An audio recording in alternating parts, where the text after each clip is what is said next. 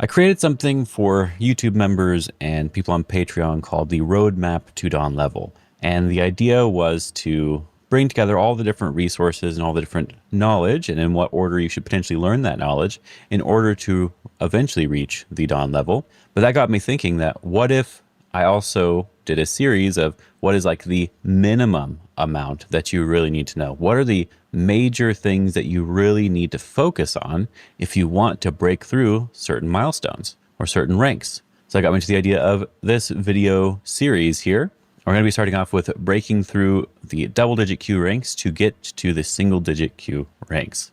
So we're going to be restricting the amount of Joseki and middle game knowledge that we're really using, and we're going to be stripping it down to the most basic level that I could figure out that I think is reasonable enough to actually win games and pass through this rank. So we're going to go over some of the Joseki that I think that we are going to focus on here. We're going to be playing a very specific opening just to simplify the opening as much as we can.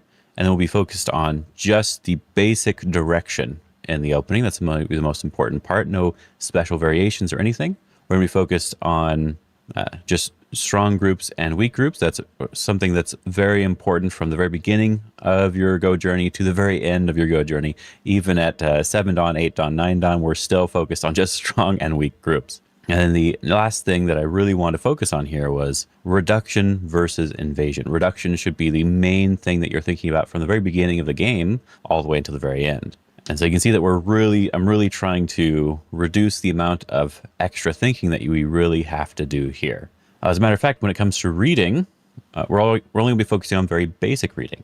This easy capture, easy life, and easy kill set is all you really need in order to break through to the single-digit Q level. What I like to think of this as is sort of like a test. If you can pass this test, then you're doing really well. I created a brand new account on Simigo Hero just so I can follow along with my own video series so you can see all the problems that we end up doing by the end.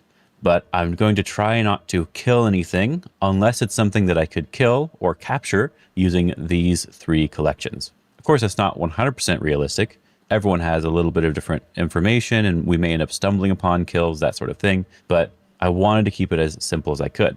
Before we move on and talk about the Joseki that we're going to be using, I just want to mention that when you're solving these collections, you should kind of do it the way I'm showing right here. That's why I didn't finish them off yet. So I did 25% of each of them. I didn't just do all of easy capture, easy life, and easy kill. It seems to me that doing them at the same time might be the slightly better way. So I did 50 problems of each, and I noticed that when I'm doing them side by side, at least easy life and easy kill, doing them side by side, I really understand the concepts significantly more, or like in my mind, the connection to the concepts is more easily understood. Just doing a couple of these every day until you finish the collection is really good. And then what you really want for this collection, if I click on this here, you'll see that it has average time spent and the amount of accuracy that we have for the collection. The goal here is that the first time you solve these collections as your test, you try to spend as much time as you want and you get as high accuracy as you can.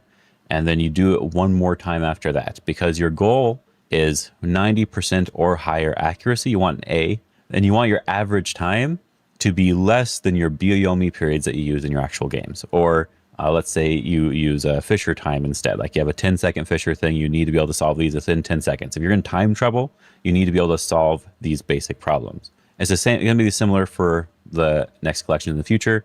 The goal is like if you have 30-second Byoyomi, you need to be able to solve these within average time of 30 seconds or less. And you want as high of an accuracy as possible. So 90 plus accuracy. We'll be adding more collections here, not just following along with the list of difficulty here as we go along. And I think this will be a great way to sort of show you like the minimum that you need when it comes to life and death as well. Not just the minimum for concepts or not just the minimum for Joseki knowledge or anything like that. So let's go back and look at the Joseki that we're going to use in these games.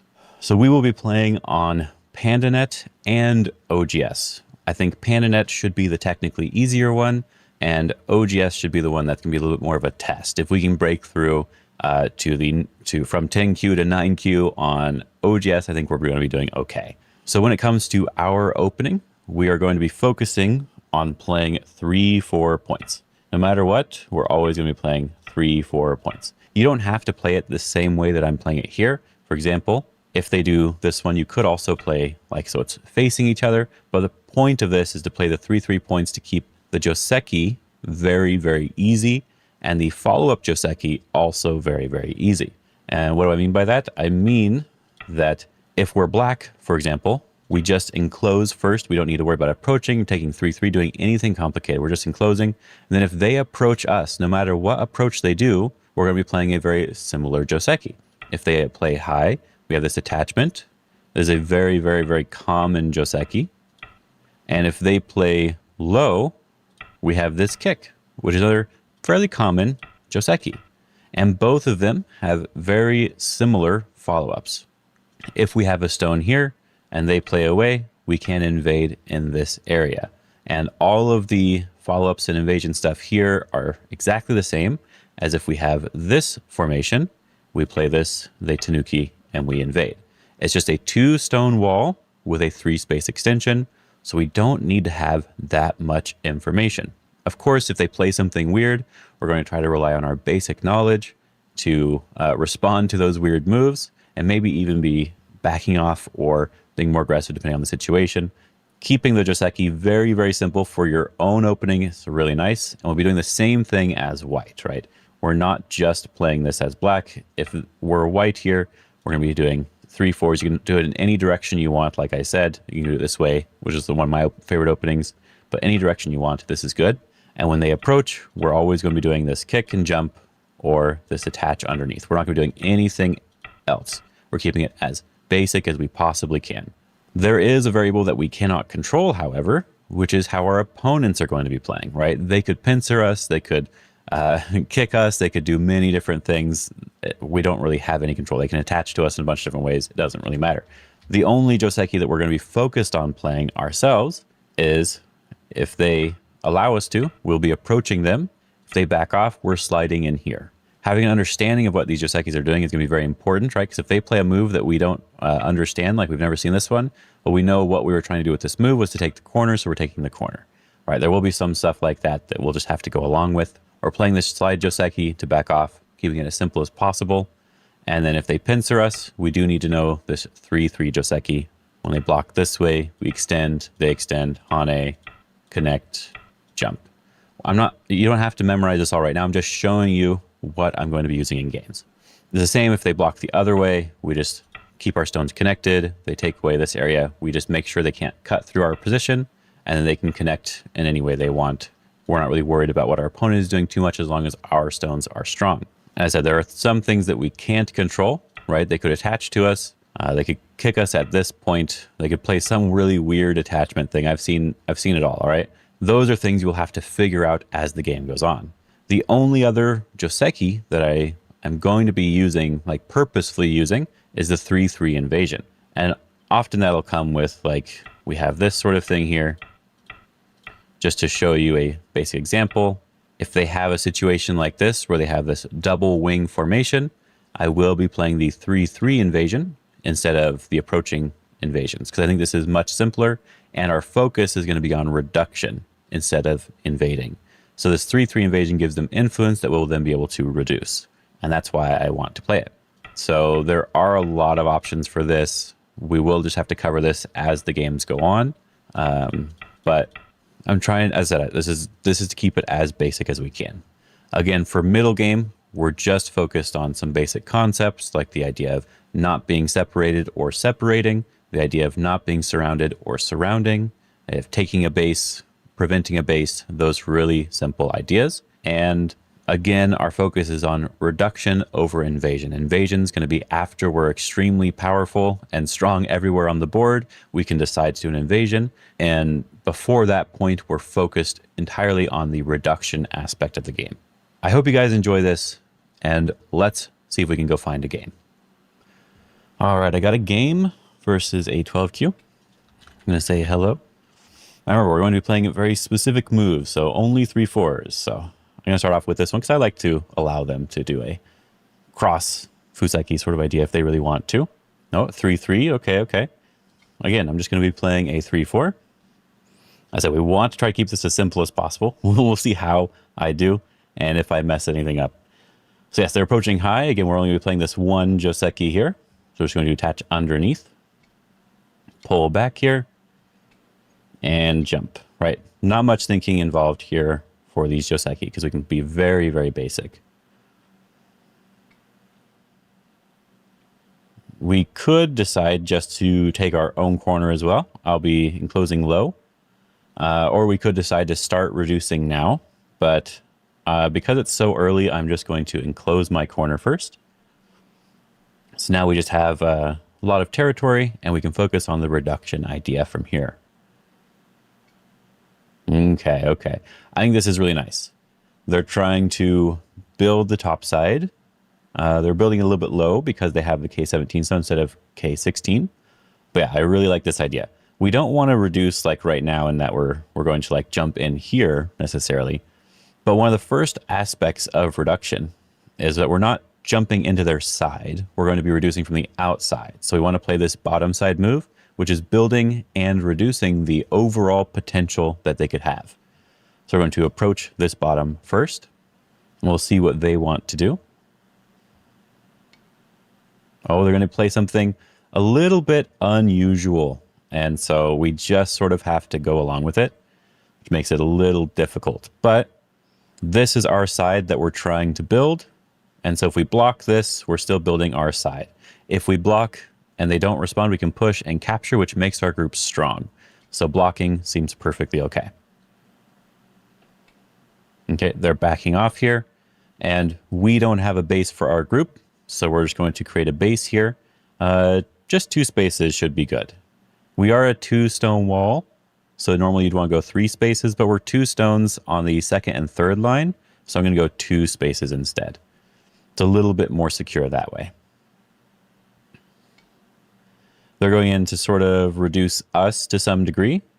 And again, we're going to focus on strong and weak groups. So they're playing in an area where we are strong on both sides. So we want to prevent them from having a base. We also want to be reducing the outside. So we want to keep that in mind with every move we play. So if they want a base here, they have to play something over here on the left side. So we're going to play there and we're going to play high. We're playing high so that we have a little bit more control over the center. As I said, we want to reduce and we want a lot of our moves and a lot of our ideas to be about the reduction. They jumped down here. And so they're trying to maybe make a base here. So we're going to jump down as well. We get some points on this side. We make our group very strong. And they can't make a base on the left side still. We're still just focused on that base. Yeah, they're coming over top here. And we don't want them to surround our corner. So we're just going to play any move on the bottom side here. You could do a knight's move. You could do the large knight's move. Because we have a bunch of third line stones, I'm counting this one and this one here. I want to play some sort of fourth line move here. And I don't think it really matters which one. So I'm going to play this one here because it just feels right. Both of them should be fine though. We don't need to attach to this group. We want to avoid attaching to any weak groups. If they attach to us, they're making us strong. So we don't want to attach here or play anything too aggressive. And now they're already starting to be very, very aggressive here. Our group here is a little bit weak. Because if they can surround this group, it is not alive. I kind of want to just jump out with this one or attach on top. Attach on top is the idea to connect our stones together. I'm not sure if I want to do anything like that yet. I think we will just focus on strengthening our groups. I want to just jump up here and not worry about any sort of proper response to an invasion. We're just jumping up to make sure this group is strong. Now they have 2 weak groups and we want to separate them. So we're going to jump to make sure the groups are separated. As I said, we're going to play as simple as we can here. Oh, and now they're trying to separate us, but we just need to make sure they can't connect their groups to each other. So we'll block here like this. Okay, now they have our corner surrounded, kind of. This is where we can have a little bit of reading stuff, but this is a very common shape that you should try to know, which is that when they have this diagonal here and we have a solid straight up move here, the iron pillar versus the kick or diagonal, there's always this connection underneath if there is a move here. This is a very, very common shape that should be known at a lot of ranks, so I'm going to just connect underneath. He probably shouldn't have played this way, should have played a different way. But we still want to make sure our groups are strong, so we're connecting our groups. If he played properly, I was just going to defend the corner. But because we can connect to the corner, we don't need to worry about that. Okay, yep. We do have this Atari here. And I'm just going to capture the stone, even though technically I think we could do differently. Like we could probably connect here if we wanted to. And make it really easy for ourselves. Maybe capture is going to be giving them the opportunity to fight back. So this is where it becomes a little bit complicated, right? Here you really do just need to read what is better. There's not really much extra you can do here. So either capture or connect, whichever one you think looks correct here. So we play this one and they push and they push and they have a bunch of Aji over here. There's a lot of reading on this side. So I'm going to capture here to get rid of all that extra reading. And that's how I would do it even at high level. Whichever side has the most complicated reading stuff, that's the side I fix. So now the corner is 100% alive. They still need to play a move on the bottom side. And now we just need to fix our stones. We're not worried about if we're attacking anything. We're just worried about fixing. A simple thing that we want to do is we have this cutting point here. We always want to be assessing our cutting points. If they wedge here and we Atari from the outside, they have cutting points on both sides. We want to make sure that those don't exist as best we can. So we could play a move like this Tiger's Mouth, which is threatening to capture 3 stones. That's a very basic move. If they connect, then we can play again somewhere else. Or we could try to find another move that does a similar thing. I think we're going to stick it with very basic here, just threaten to capture these 3 stones. We fix our cutting point, and then we'll be able to run around with this group. So we already know the corner, as I said, we already know the corner is 100% alive. It has an eye here, and then plenty of space for at least one more eye. So we don't need to worry about the corner at all. We just need to worry about this group. So if we can jump here, the only thing we have to worry about is the amount of cutting points involved with jumping. So like a diagonal move is another good way to run away if you're worried about any sort of cutting Aji. So I'm going to do a diagonal move here. And I said we're just running away. Our goal is going to be either to surround the bottom side to connect to these stones or connect to the left side here. Those are our 2 areas we want to connect to. But just running towards the center is going to be very useful. We will just connect, prevent any sort of cutting Aji. Okay, they're attaching to us. Usually we want to Hane and then fix our cutting point whenever someone attaches. So we just need to double check before we play the Hane if they can cut directly. If they cut directly, what's the easiest move to read? Well, there's 2 of them we can do. We can just Atari from behind here and we're able to connect to the left side. Or we can Atari this direction and we can connect underneath. So I'm going to be able to Hane without too much worry. And then let's play the solid connection here to make sure they can't cut us. Okay, they're going into the corner. We want to make sure to separate. It's always one of the first moves you want to look at. And then we can just capture this stone. Yep, I'm just going to connect here because they Atari'd us. You don't want to let them capture that stone.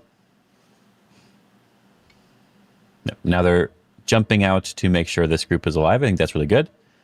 Our group still needs a little bit of help. We're not safe yet. We don't have any eyes, and we are only just barely in the center. So I'm going to jump out again, even though I really want to play Tengen. I'm just going to jump out again, make sure I can't be attacked. And we're even going to jump out this way to make sure that we have a lot of access towards the center. We're spending a lot of time just making sure this group is fine. It's our most important group right now. So we want to defend it. Yeah, they're jumping here to separate. I think they're actually doing a really good job. And we're also just going to jump one more time here to make sure this group is alive and strong. Right, we made sure that we had a lot of access to the center with this one. I might even want to play there again soon.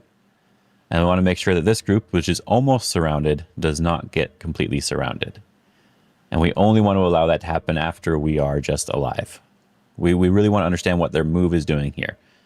This move, this bump here, is threatening to Hane on our stone, which would get rid of some of our base here. So we want to just extend, which is the move that they wanted to play. They want to play this Hane, so we're going to extend to make sure that they can't do that and that we're strong. Okay, they're wedging in here. We just want to play on the outside. Here we don't want to do the Atari on the inside. We want to do the Atari on the outside. And then we can fix our cutting point. Just connect solidly. We have another cutting point here, but this one is much harder to attack. They are going to try to live right away, which I think is a good idea. And so what I want to do is I want to really make sure that my group can't be surrounded on the bottom side. So I'm going to play one more move here. I'm going to play the diagonal again. We're moving out very slowly, but we're just making sure we can't be surrounded. We're playing diagonal. We're threatening to surround our opponent in the corner. We're not worried about killing them or anything. We're just threatening to surround a little bit in the corner. And then if we jump out here, now we're also threatening to surround this other group here. As I said, it doesn't matter if it's going to die or not. We just want to make sure that our groups aren't getting surrounded and we are surrounding them. Okay, we're just going to block. We don't want to let them push through our shape, even though that would give us Tengen.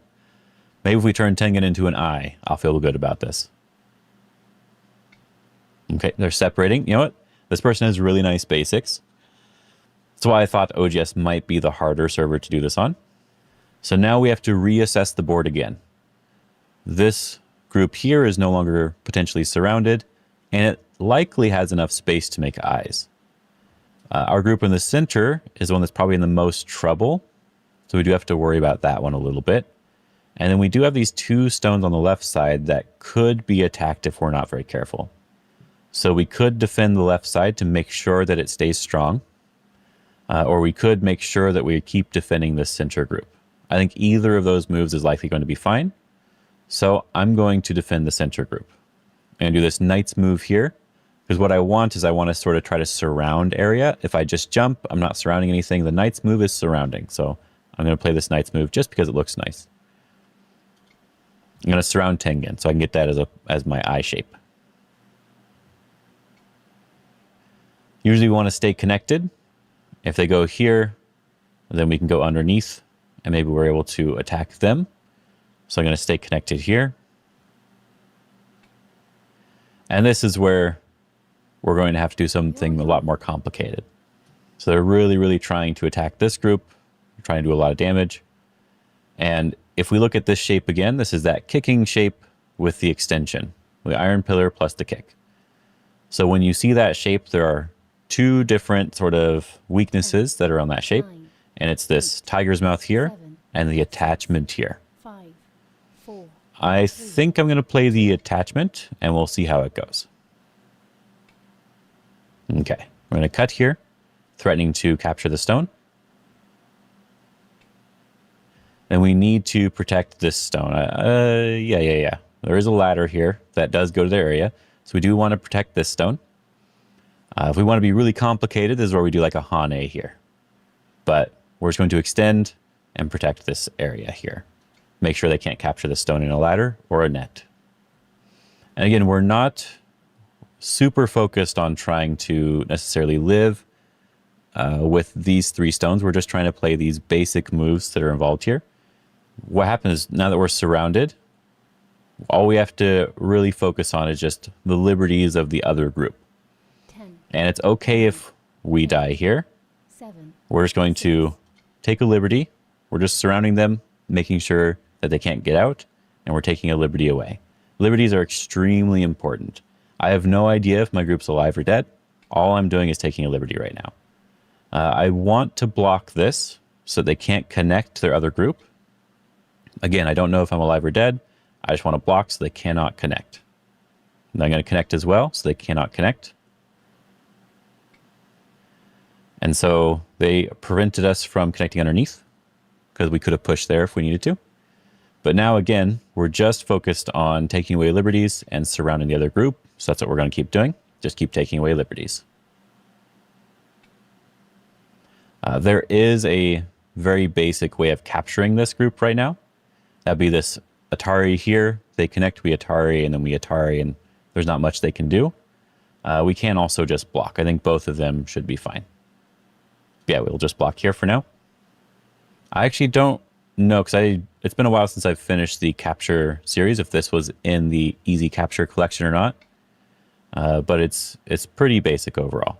Now they're threatening to capture our stones. We have 2 liberties left. They also only have 2 liberties because there's an Atari here.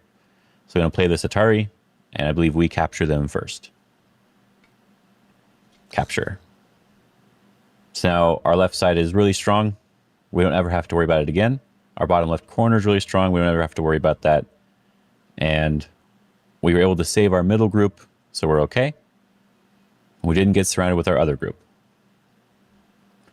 These types of situations on the left side are why I'm not 100% certain how to handle everything for these videos yet, but I'm hoping that the more I play, the more I'll be able to figure it out. They're threatening to cut off our stones here. So one really nice concept is to, you don't always want to do this, but as force before defend, we have this Atari here, which protects our cutting point if we can capture. So we're going to Atari first. And now that they connect, I'm just going to connect my stones. I'm not worried about what this is doing to my opponent. I'm just focusing on my own strength first. So a really important basic move is just attaching. When you have a lot of strength nearby, you're usually able to attach to something to get some either extra strength if you want it, like you want to prevent any sort of cutting points or anything. So I like this idea of attaching at R7 to make this group even stronger, and we're also reducing the points on the side. Okay, they're going up. We just need to stay connected. They're haneing. This is something I see quite often is people do not block this. When someone hanes, you always block this. This is really important. Now here we could do a tiger's mouth to make this extremely strong, but because we have this move here, the cutting point doesn't actually do anything. So if they cut, we just Atari and it runs right into this stone. So the group is actually strong if we want to leave it this way. So the next thing is now that we're strong everywhere, we may even want to add like one more move to this group, but I want to focus on reduction. We're going to make sure they don't have too many points on the top side. And we're not going to invade. We're just here to reduce. So a shoulder hit is a fantastic way to do that.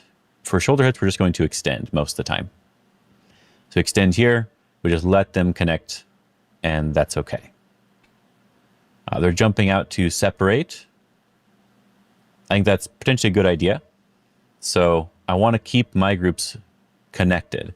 So what I'm going to do is I'm going to push over the top here, which is giving a 3-space extension with a 3-stone wall, which is going to help us stay connected. And then I'm going to turn here on top. Getting access to the side of the board makes it easier to make eye shape. They're preventing our ability to make eye shape, so I want to make my wall as strong as possible. So if I push again, I now have 4 stones for a 3-space extension, which is making it even harder to cut. I'll even do this hane here. As I said, we're just making sure we can't be cut in the center. We don't have to just be jumping back. Making your wall longer often helps. This might be a little complicated, but this Atari here, I want to see how they respond to it. So I'm going to play this Atari.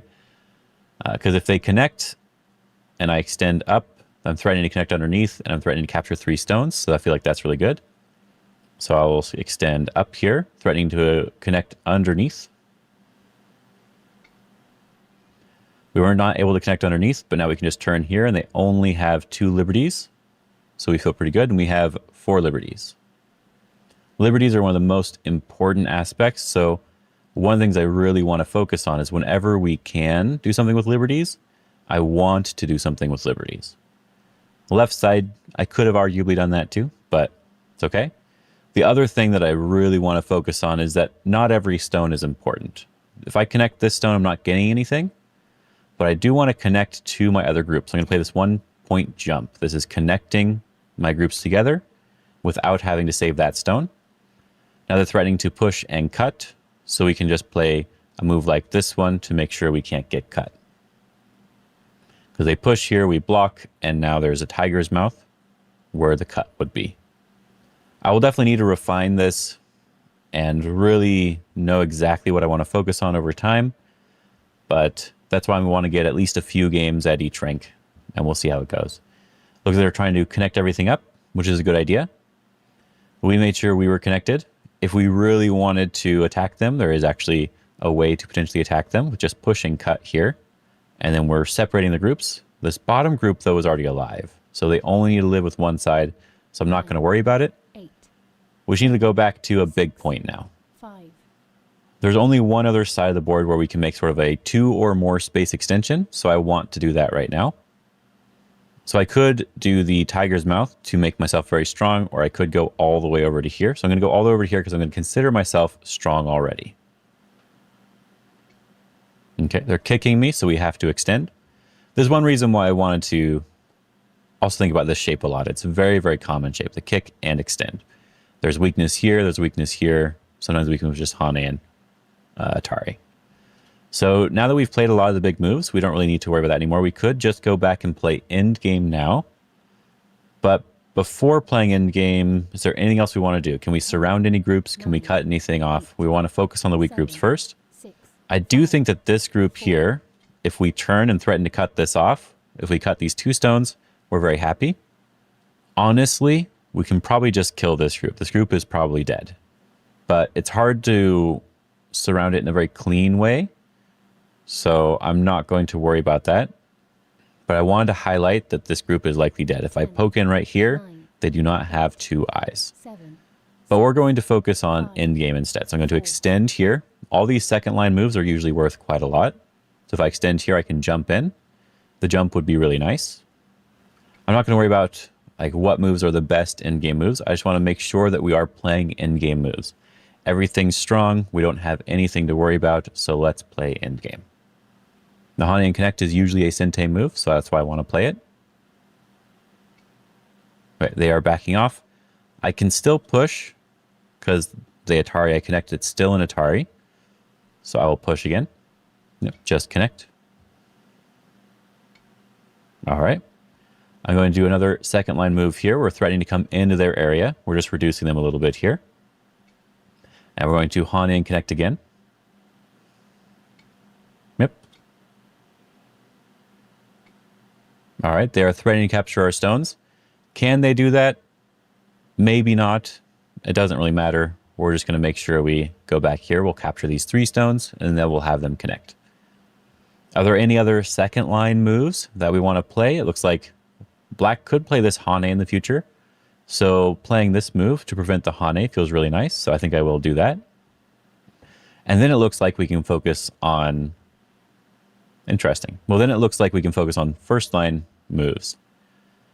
This one is starting to push and cut, but the cut is protected on both sides. That should be very simple reading. However, with this second line move, we were also threatening to connect underneath. So I'm going to connect underneath. It's a really big move. There's still a second line move, you could say. Yep, we will just block. We already have this tiger's mouth here, so there's no problems. This is like a technically we don't have to connect sort of situation.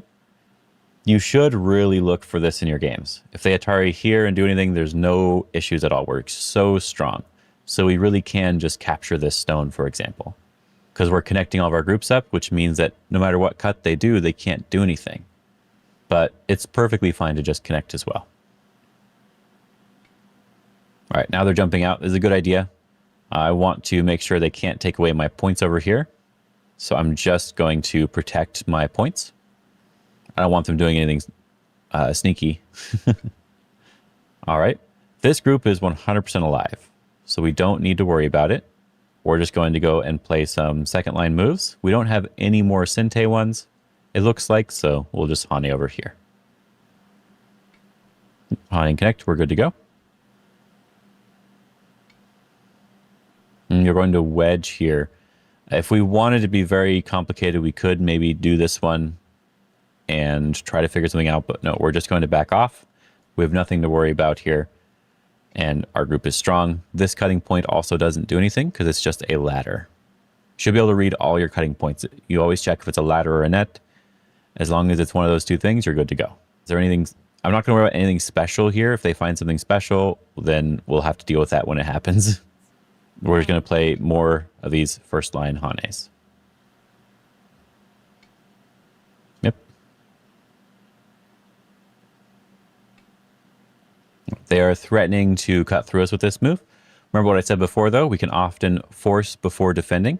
So we can Atari the move that is threatening the cut. If we get to capture that, we are very happy. And then we can just connect to make sure they can't cut through us. If they cut us, then somehow we die. We don't want to have to worry about that. If all of our groups are connected, we are doing fine. I'm going to connect this as well. We probably don't even need to, but we're keeping the end game very basic, so we don't need to worry about it too much. Attaching here, we don't want to try to capture or do anything special. We're just going to block our point area off here and keep what we can, whatever I want to call it.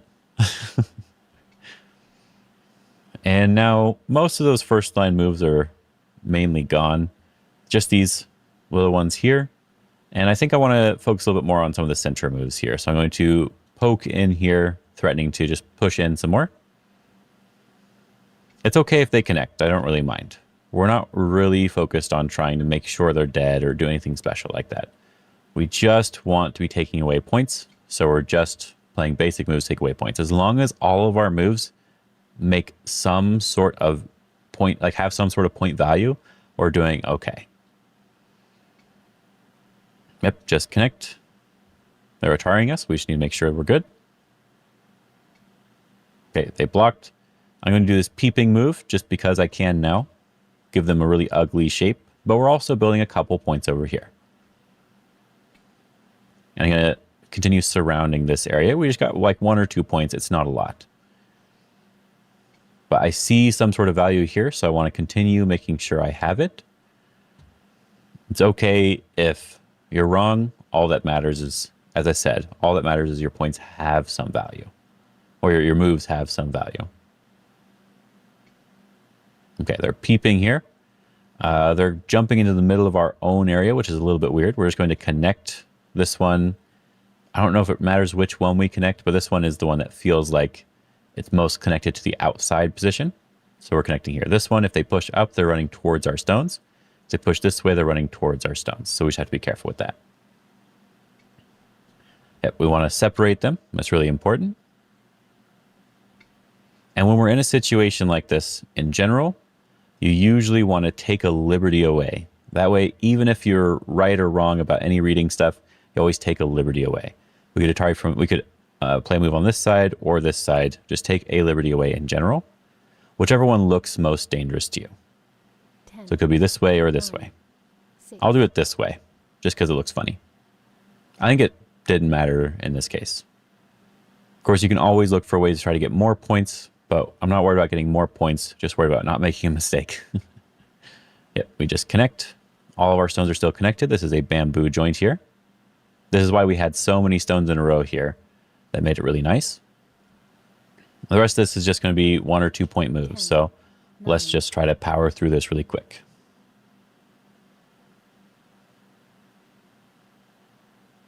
Pass. Okay, they passed, so we'll pass here. Remove the dead stones. Remove the dead stones. We should be okay. So I'll accept that.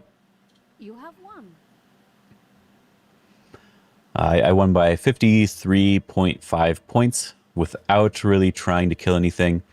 The only thing that I really kind of want to focus on is that left side. We probably could have played on that side first to prevent anything, but I wanted it to be extremely clear that our groups were out towards the center. I think making sure your groups are out towards the center is very important. You'll have to let me know if we should have played differently on this side. Like maybe we should be crawling underneath or just letting it go. Like just playing over here and letting them capture this. We get some of it back. I'll have to think about how I want to handle that sort of situation. Because I do want to have this sort of focus of running out towards the center. Definitely let me know. Though something to really keep in mind is that anything involving liberties is very, very important. If you can understand how to play using liberties like this, then you're usually okay. They need to make some more. And I'm just going to give up this group if it did die. And we'll just have a lot of strength on the outside. That's really kind of the goal here. If they try to do something like this one, we're just connecting all of our stones up, making things really simple for ourselves, right? This one, this one. They block. We want to throw in and block just to make sure that they can't connect up anything, because we want to make sure they're capturing these stones. But this is a really advanced topic, and they are actually still dead. So let me know. Let me know how you want me to handle that. Hope you guys enjoyed this. Let me know if you really like this idea. I'm definitely going to be recording a few games here, so we'll see how it goes. Have a good day and have fun.